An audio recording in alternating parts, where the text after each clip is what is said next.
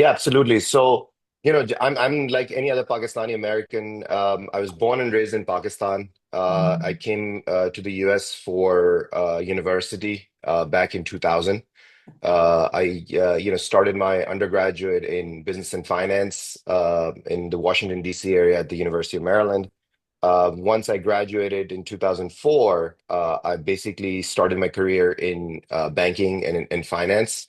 And that was really my start into the corporate world here in the US. But I was always very, very interested in the entrepreneurship side of things. I always wanted a venture for myself. So I've had the experience of starting companies from scratch in multiple sectors, from healthcare to digital payments, and now obviously my new platform, which is purely focused on economic diplomacy and opportunities between US and Pakistan by the name of Orient Global. I got my master's from the UK, an MBA in again in finance and strategy. Again, really focused on learning how to start businesses. That's always been my focus for many, many years. I've again had the opportunity to start businesses and grow them in the US, but also in Pakistan. So I had a brief time in the middle where I actually moved back to Pakistan to start up a business in the digital payments arena. One of my companies with my partners, we were the first first entrance to the digital payments sector in Pakistan, way before the rest of the market started. We actually got the first license from the State Bank of Pakistan to start something called a PSO PSP, it was Payment Services Organizations. So I've kind of learned the challenges that come in Pakistan to start a business and grow it, because we were way ahead of our time there in Pakistan. The business didn't do well because the market was not ready for it.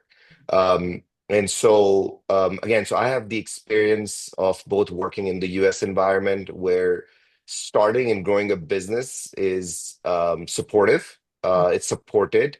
Whereas in Pakistan, obviously the opportunities are, in my opinion, unlimited, but there are obviously challenges, and we have to acknowledge those challenges to overcome the challenges. So that's my background. Again, I've been in entrepreneurship now for over 15 years and interested in many sectors. And I don't necessarily focus on sectors, I focus on businesses to start, acquire, grow the businesses, and then move on to other sectors that I'm interested in. So that is kind of like my quick background. And the critical mineral sector has really been something that has come up recently, obviously for the right reasons with the conversation. Not only between Pakistan and US, but in the world, the current conversation is all about the critical minerals because it is, in my opinion, the economy of the future. Critical minerals is part of anything that's happening in the world today from a technology perspective, from chips to EVs to even defense equipment. And that gained my a lot of gained my interest in that, and I wanted to look at from a U.S. Pakistan opportunity because as a Pakistani American, it has been a lot of my interest of doing business across borders between US and Pakistan. And we have done that as well. Even now, my company here in the US, the healthcare company, employs about 200 people in Pakistan, both in Karachi and Islamabad, for a lot of our back office stuff. So the technology sector, the IT sector, has been doing work, but you don't hear enough. The narrative around U.S. Pakistan has always been, as we all know, has been security, Yeah. and aid Mm, for 70 years. And I think this is my feeling, and that's what I was touching upon on my article in Dawn, that I think this is now the right time to change that narrative to a partnership narrative. And I think both sides are looking at that as well. My conversations with people here in the US and the stakeholders in Pakistan, I think it's now time, and I think everyone's at least mentally are prepared to mm, move this to an economic partnership than the narrative of the old.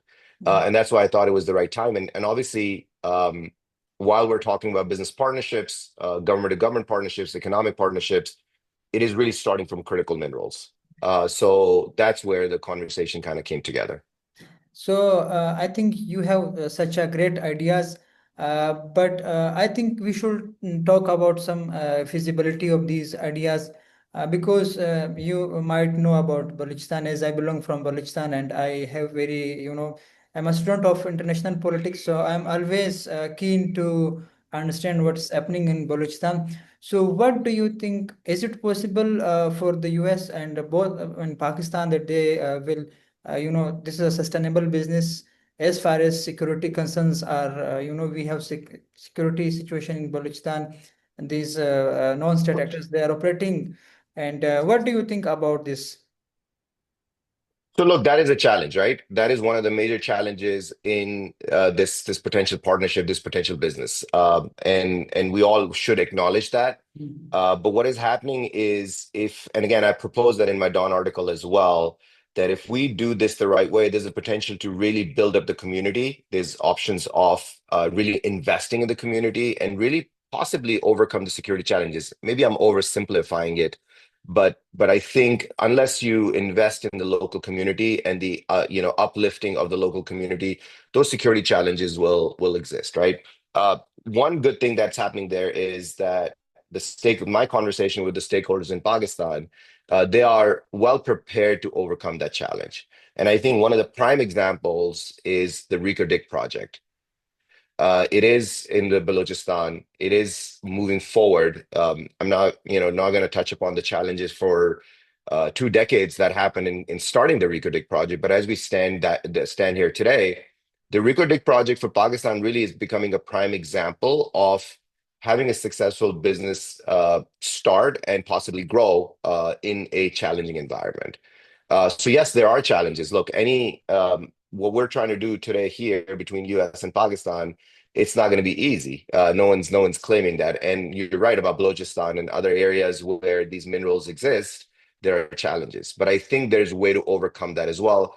And really, in my opinion, the real focus should be on you doing the project, but also really investing in the upliftment of the local community. And I think again, Reko Diq is a prime example because they are doing that. They are planning to hire, or at least in the process of hiring, 7,500 local people, which is again a significant investment in the local communities. They are also working on, clean water, healthcare, things like that. But that's probably, again, I've not looked at the contracts between Reko Diq and the government of Pakistan and Balochistan, but that could be just purely a corporate social responsibility that Reko Diq is taking it upon itself. Mm. And what I propose in my article that I think from the government of Pakistan, if they want to be responsible and sustainable projects, that the uplifting and the investment in the local community should actually be part of the contracts that are being signed. And that is, I think, a very key point in potentially dealing with the security challenges. But how can local community can get benefit out of this? Like as I belong from Muslim Bagh, which is famous for chromite, which is very important. Right. Chromite Critical about. mineral, yes. So I think it's local community, they extract dara ore and they export it to China and other countries. So from this, which are located in the Baloch belt, which are the security situation in Baloch belt. So how can local investors like me and like other like you who can invest in these projects? As we know, Barrick Gold, which is a very huge company with massive amount of money, which I don't think any local investor can have to invest in the in such area. So how can local investors we can get benefit out of this? As because Balochistan government will get 25% out of this and 50% will get the company and federal will get the share. So my question is, like local community will just get benefit like from some skill jobs and labor jobs, but the question remains, how can local community they can become as an investor, not as a some job doing job. Yeah. Again, that's a very good question, and I think that is something what we call is a work in progress. Mining projects in general are very capital incentives, right? They need a lot of investment, a lot of infrastructure. So it is going to be, starting from large projects because that's where the larger players are coming in and where the government is involved. but I think eventually it may lead to also smaller projects being started. But I think, in my opinion, that the way locals can be invested into the projects is there are a lot of smaller parts of the project that investors can be involved in. Transportation, providing fuel, providing other equipment that may be required. Those are the ways to get into the bigger projects at the starting point and eventually lead to investment in larger scale projects. Mining, again, this is something that happens across the world. Usually it's the bigger companies that can invest and can take the project forward. But I think what they do is providing local people the opportunity to be part of the project in smaller phases or smaller parts of the project. And I think that is a starting point. Because you cannot expect the local community to start investing in larger projects because just the investment is so high. But if we allocate certain parts of the project to local community, local investors, local businessmen, then there's an opportunity for them to be stakeholders in the larger benefit of the whole project. So why not Pakistan? Like Pakistan should train some companies and subsidize companies so that they can become, because Recodic is just working on a small proportion. Balochistan is full of resources. So my question to you is like, I think local community is still excluded from this potential project because of they are not getting, the main profit like the other companies they are getting. So my second question to you is, as we know that China has controlled their rare earth exports to the US, do you think it's just do you think it's a lifetime opportunity for the Pakistan to, because US will not be always interested in Pakistan? What do you think if China again, they suspend their export control to the US and they again started exporting their minerals to the US, then what Pakistan will do in such a situation? I think Pakistan is just, through this, Pakistan will just be a dependent on the US. So what do you think? What will be a strategy that will be more sustainable for Pakistan, in which Pakistan should not be only, should not only rely on the US? Absolutely. Look, my perspective is from a U.S. Pakistani, right? And I obviously have my personal interest in Pakistan and then the U.S. because those are my two homes, right? So obviously my perspective is from the U.S. perspective, and that's why I kind of in my article talked about that. But given the conditions that Pakistan is in terms of the opportunities. I think, and again, this is based on some of my conversations with the stakeholders. When they're opening up their minerals opportunity, I don't think they're opening it to just the U.S. I think it's open to the rest of the world as well. Anyone can come in, anyone can invest, and there are companies from all over the world, in my understanding, coming to Pakistan, talking to the government and looking at the opportunities. It's not just the U.S. companies. But what I can tell you from a U.S. perspective, rare earths have now been looked at in this administration as a lifeline, as a national security issue. Even though China controls, I think 90% of the processing of the rare earth minerals currently. US right now, from my understanding and my conversations here, not just with the stakeholders, but the purely business perspective, they are looking at this as a national security perspective, and they are working on a war footing to get their own supply chains, their own processing. Just to give you a little bit of a background, if you look into the critical minerals, industry, back in the 80s, 90s, US was the leading processor of the rare earth minerals. The challenge is that with rare earth minerals, there are significant climate issues related, right? And I think over time in the last few decades, US was really they outsourced that to China, not only because of the cost aspects, but also because of the climate aspect, right? And China smartly took that over and almost is almost as a monopoly in that sector. But now US is looking at a very different perspective, right? They are looking at this as a national security issue. There's billions of dollars of investments going into businesses that are processing and producing their own end product, which are, the magnets that are required for different types of technologies. So when I look at this from a Pakistani perspective now, given what I just talked about from a US perspective, I think what they're looking for is a sustainable, long-term partnership, because again, this is not something that is going to go away. We're expecting from the data that's coming out, by 2040, this whole sector is going to grow by 6 times and even more. The demand is just going to increase as technologies, come in and new technologies are developed. So I agree with the point that you're making that it has to be a sustainable way. My conversations again with the Pakistani stakeholders, I think they are also thinking from that perspective. They are really focused right now on bringing and inviting investors from all over the world, and more than that, what they are asking of the investors is not the old extractive way of mining, where you come in, you get the minerals, and you leave. There's a lot of focus on local processing. There's a lot of focus on technology transferred into Pakistan. So the value add, to these minerals initially and into the technology is happening in Pakistan as well. I don't think that's going to happen overnight. The technology transfer, even US right now, is pouring billions of dollars in the development of the processing facilities of these minerals, right? China has taken the lead. China is decades ahead, but US is catching up or trying to catch up very quickly. So in Pakistan also, I don't think we should expect that the first project is going to have a local processing facility, because it just takes time and takes a lot of investment.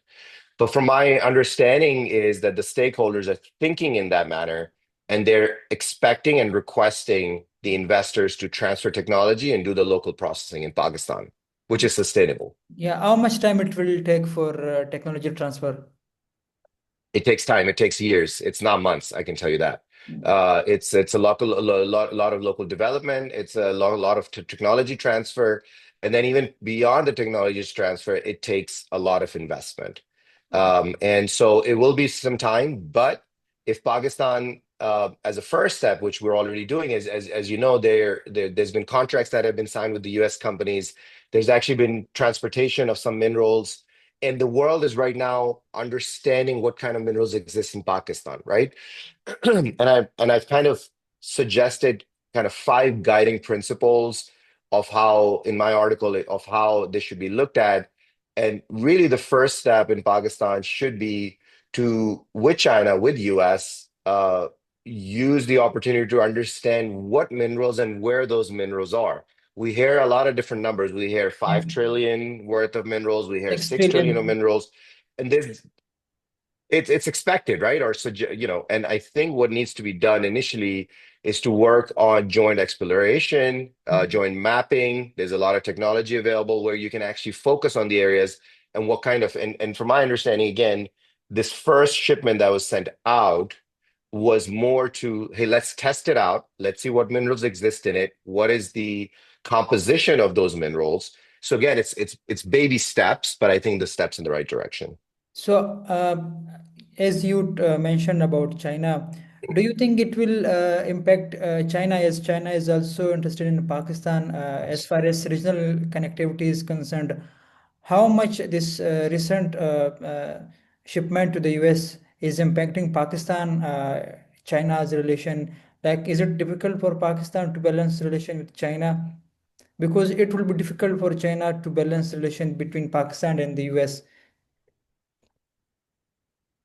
Look, I'm not a geopolitical commentator, right? So I'm not necessarily focused on the geopolitics of it all. But for my conversations from a purely an investor perspective, my understanding is the Pakistani stakeholders, the decision makers, are not looking at this as a China-US, sort of situation. What they're looking at is, if we have this opportunity, everyone's invited. Whoever can come and invest, you're more than welcome, as long as you kind of follow what we expect.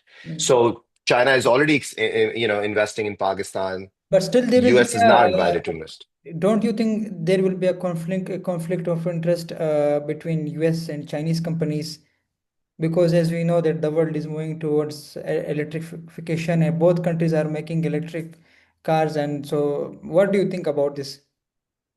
I mean, look, that's a good thing for Pakistan, in my opinion, from a business perspective. The more competition there is, the better returns you get, right? So, from a purely economic perspective, again, I'm putting geopolitics aside because that's not my specialty. But from a business perspective, if I'm looking at it, if I invest, which I am personally looking into invest into the mineral sector in Pakistan, you know, for me, it's better if there's more competition. If more people want to get in, that means my whatever I'm selling is worth more. So if as long as Pakistan understands that, I think you know, from a purely business perspective. China and US have trade relations worth of hundreds of billions of dollars, right? There's no conflict of interest there. And I think Pakistan should also move beyond, you know, geopolitics of this all, because this is a geoeconomics opportunity, in my opinion, again. And I think it's the world's open. Pakistan is open for business. Anyone can come in and invest. Chinese are already investing. US has started to invest, and look at this from a purely business and investment decision rather than from a geopolitics and, you know, who's an ally and who's not. Because, you know, Pakistan is actually in a great position where Pakistan has good relationships with China and US, and I think Pakistan should really make it very simplified and say, hey, we're open for business. Whoever wants to come in and invest. So this will be my last question to you. According to you, which rare earth metal is most important for you that should Pakistan focus? I think there's a few different ones, right? A lot of these critical minerals, the anti-money being one of the top ones, and I think the recent transactions or the recent investments that have come in, or at least the purchases or the contracts, have been focusing on anti-money as well. But there are other minerals that exist in Pakistan that are of a lot of interest, and that not only includes the rare earths, but as you can see from a Ricodic perspective, copper is Copper. a pretty significant requirement. And from my understanding, again, talking to the technology guys, um, copper is going to get in more, you know, it's going to get more premium as we move along because a lot of the technologies are dependent on copper to make the efficiency go better. So it's not just the rare earths, but also copper, which Pakistan is one of the largest untapped reserves in the world in the Tethyan Belt, right? And that Ricodic has looked at it. Other companies are looking at it. I believe there's an old project of Sandek as well, where China has Yes. invested.